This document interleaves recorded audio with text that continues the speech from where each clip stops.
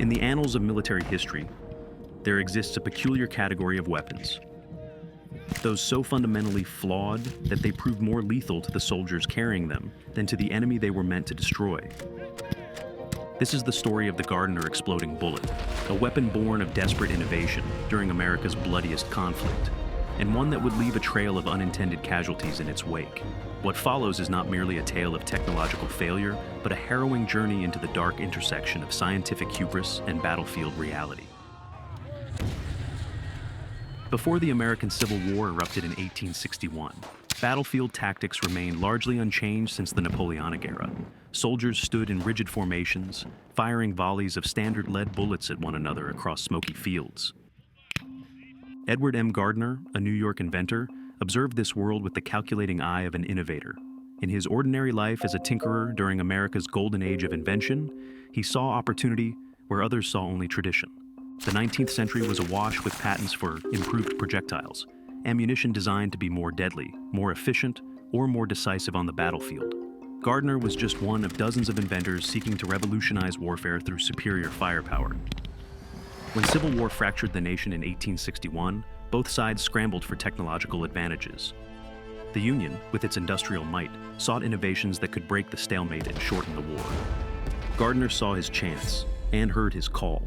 His design wasn't merely another bullet, it was a complex mechanism of destruction. The Gardiner bullet contained a small copper chamber filled with fulminate of mercury, a highly unstable explosive compound. Upon impact, the chamber would detonate, causing the bullet to fragment inside the target. In theory, it would inflict catastrophic wounds that would force quick surrenders and, paradoxically, save lives by ending battles faster. It was the perfect solution. On paper. Gardiner lobbied the Union Army relentlessly, staging dramatic demonstrations that occasionally resulted in unintended explosions. Nevertheless, his persistence paid off. In 1862, the War Department ordered a limited production run of Gardiner's explosive ammunition. The 2nd New Hampshire Infantry was among the first units to receive the new rounds. Soldiers examined the strange acorn-shaped bullets with equal parts fascination and trepidation. Many had never seen such advanced ammunition before. Little did they know they were crossing a threshold into a nightmarish experiment. The problems began almost immediately. The fulminate of mercury was notoriously unstable, sensitive to heat, friction, and shock. What made it effective as an explosive made it dangerous as ammunition. One Union soldier, whose name is lost to history, wrote in his diary, "These new bullets seem to have a mind of their own. Jenkins lost 2 fingers yesterday, and we haven't even seen a rebel yet." At Chancellorsville in May 1863, a Union ammunition wagon carrying Gardiner bullets detonated when a wheel struck a rock, killing 3 soldiers instantly and wounding 7 others. The explosion was so violent that nearby Confederate scouts initially believed they were under artillery fire. As documented in the medical records of the Army Medical Museum in Washington, D.C., surgeons became amateur detectives, collecting fragments from wounds that told a disturbing story. Union soldiers were arriving at field hospitals with injuries caused not by enemy fire, but by their own explosive ammunition. The darkest chapter came at Gettysburg in July 1863. The 2nd New Hampshire Infantry, still equipped with Gardiner bullets, was positioned along Cemetery Ridge on the 2nd day of battle. According to battlefield accounts, as temperatures soared to 87 degrees that July afternoon, the unthinkable happened. A soldier's cartridge box spontaneously detonated in the sweltering heat, setting off a chain reaction that rippled through his company. In the chaos that followed, 17 Union soldiers were killed or wounded, not by Confederate bullets, but by their own ammunition. The explosion created momentary confusion that nearly broke the line at a critical juncture of the battle. Captain William Hancock of the 2nd New Hampshire later wrote, "The men were more afraid of their own cartridge boxes than of facing the enemy.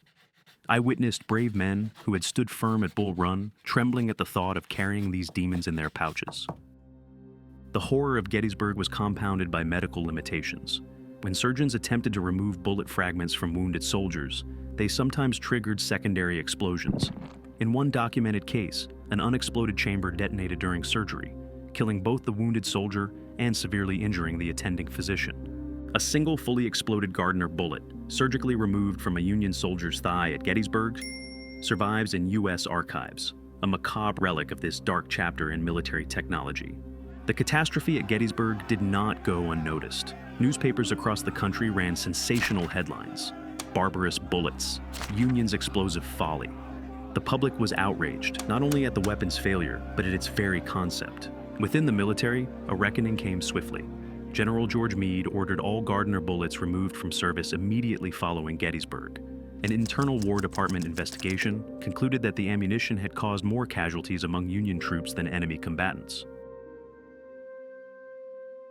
The revelation extended beyond American shores. In Europe, military observers followed the American experiment with growing horror. The Russian Empire, taking note of the Gardiner catastrophe, began diplomatic efforts to ban such weapons internationally. In 1868, just 5 years after Gettysburg, delegates from 16 nations gathered in St. Petersburg, Russia. There, they signed the first international arms control treaty in modern history, the St. Petersburg Declaration, which prohibited the use of explosive projectiles weighing less than 400 grams. Though the treaty never mentioned Gardiner by name, military historians recognize that his failed invention played a significant role in shaping this landmark agreement. What began as one inventor's misguided attempt to end wars more quickly had become the catalyst for new rules of warfare. Gardiner himself faded into obscurity, his name largely forgotten, except by specialists in military history. He never patented another weapon, instead turning his inventive mind to agricultural machinery in his later years. Today, collectors consider authentic Gardiner bullets to be among the rarest and most valuable Civil War artifacts. The single preserved specimen at the National Museum of American History stands as a somber reminder of innovation gone wrong. The story of the Gardiner bullet teaches us that, in the rush to innovate, particularly in matters of warfare, unintended consequences often prove more significant than intended effects. The exploding bullet's brief, catastrophic journey from invention to prohibition changed not just how wars were fought, but how the world thought about the rules of conflict. Its legacy lives on in international treaties and the ongoing debate over the limits of military innovation. In the end, the Gardiner Exploding Bullet stands as a grim reminder that sometimes the most dangerous weapons are not those aimed at the enemy, but those we carry ourselves.